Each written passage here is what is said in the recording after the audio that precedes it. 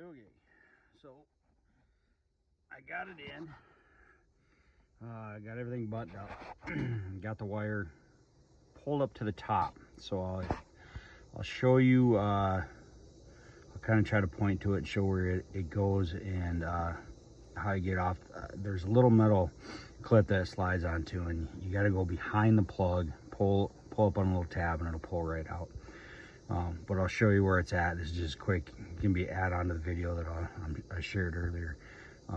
So you'll have to, what I did is there's a bracket right here that bolts right to there, and that is not good when you drop your bolt, but that holds one of your coolant lines on.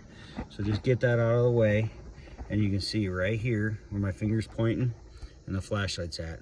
That is where the plug goes, and it just slides right onto that metal bracket and holds it on there, and then you plug it back in from the other side.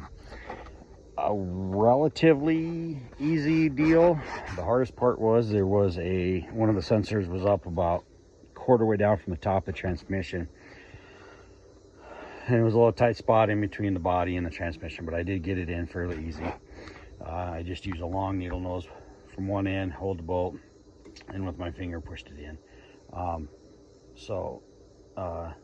Other than that, you don't have to take the valve body out.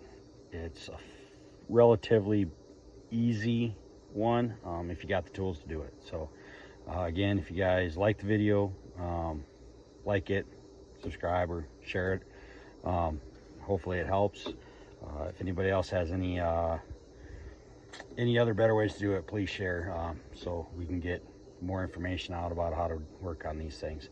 So appreciate it, guys. Have a good night.